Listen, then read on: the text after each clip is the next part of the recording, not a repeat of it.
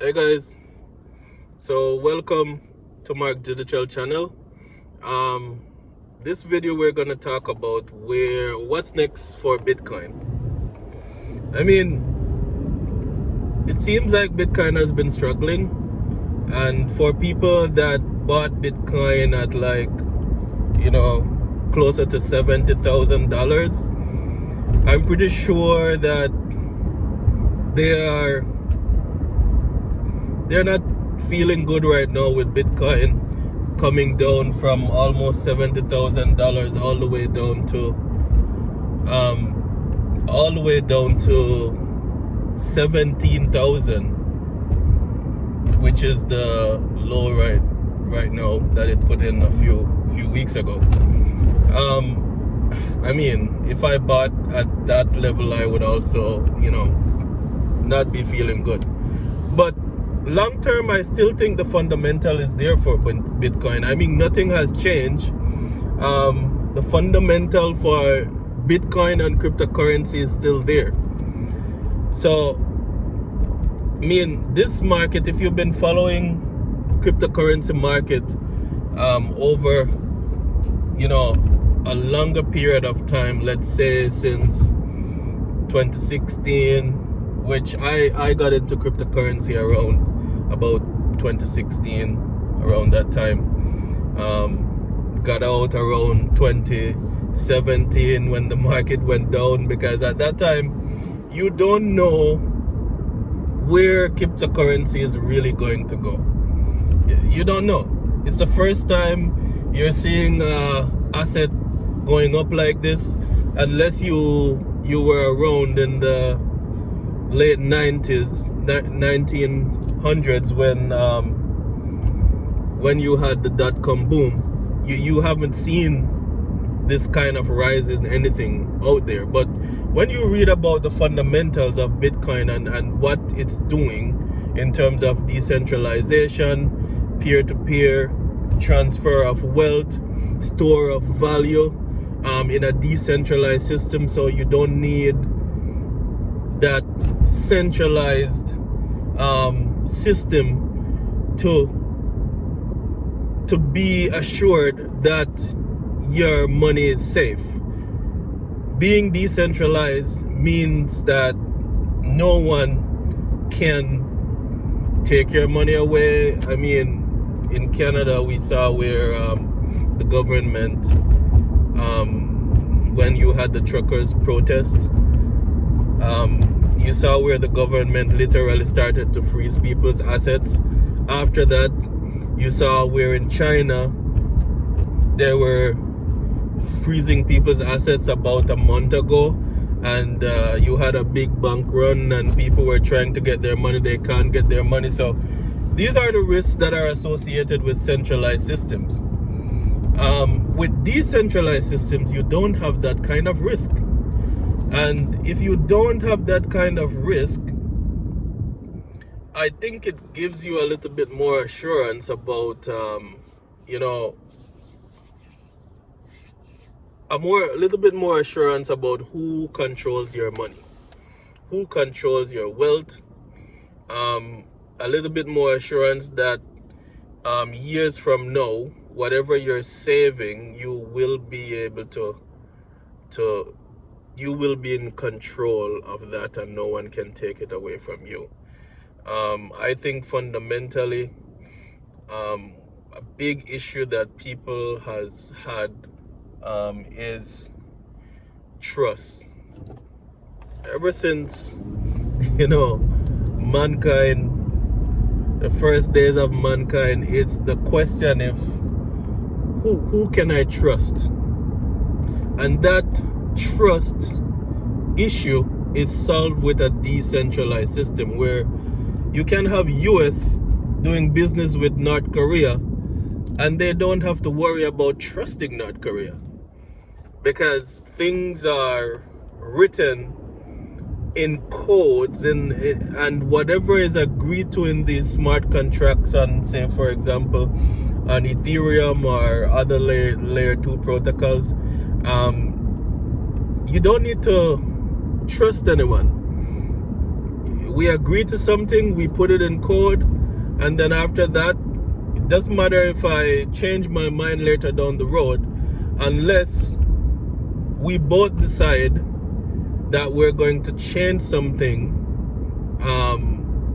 You can't change your mind and change the fundamental of what we agreed to.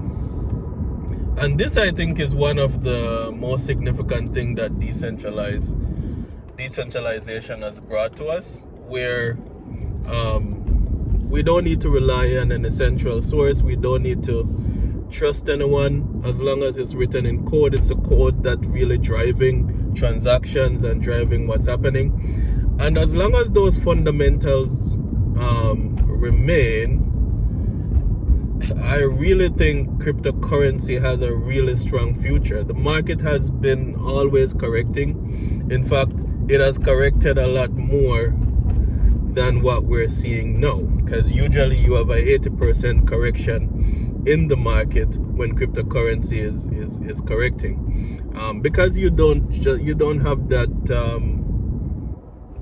that kind of liquidity, that kind of numbers in cryptocurrency as yet. As mainstream investors come in, you're going to find that these assets are a lot more stable, and you're going to find that some of this volatility that we're seeing now goes away. But you could also question that the volatility is in stocks as well. I'm seeing stocks going down. Look at Facebook. I mean, stocks are dropping 40-50% right now. It's almost like cryptocurrency. Cryptocurrency was the only assets that used to move like that a few years ago, and now you have like even stocks moving like that. So I would argue that the volatility is also there in these in stocks and other assets as well. I mean, the housing market has been going up like crazy. Could be coming down with all of these rise in interest rates, which increases people's mortgage. So, but in general, fundamental are still there. Blockchains still serve a purpose. Both smart contract systems are Bitcoin, which are store of value, still serve a purpose, and you have and some of these assets are not inflationary, like the current systems that we have, monetary systems that we have. A Bitcoin has a fixed amount, and people like that. You know what you're investing in, you know what to expect. It continues to meet expectation. There won't be any more Bitcoins printed more than that initial amount that was agreed to in the code. Ethereum and other layer 2 assets that are built on Ethereum, Cardano, they're still building smart contracts that are solving issues out there in a decentralized way.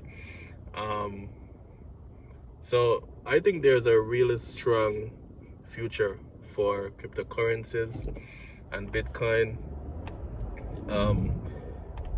Just like everything out there right now, the macros are causing them to go down. Those macroeconomic issues that we have are still there, and as soon as those fundamentals go away, I think you're going to see crypto assets rise again. In fact, one could even argue that crypto could be an edge to these macro issues, because these macro issues drive inflation, and then cryptos cannot be inflated, so to speak. You might have them rise and fall in value, but you won't get that inflation that you have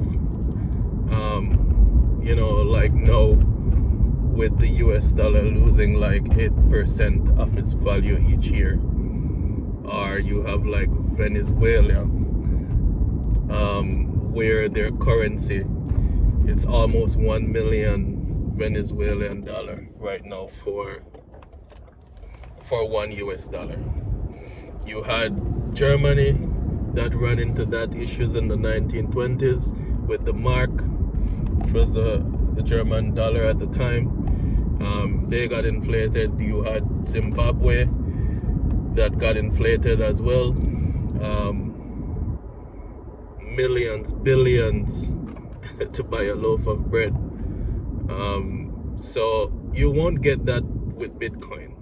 So there are some fundamentals there that I believe will keep driving the price of Bitcoin even further, as well as other crypto assets. And so long as those fundamentals are there, I just see blockchain in general just revolutionizing the world and the processes out there and the systems out there. That's what I see. Alright, thanks for joining, guys. Don't forget to subscribe, hit the notification bell below. Have a great day.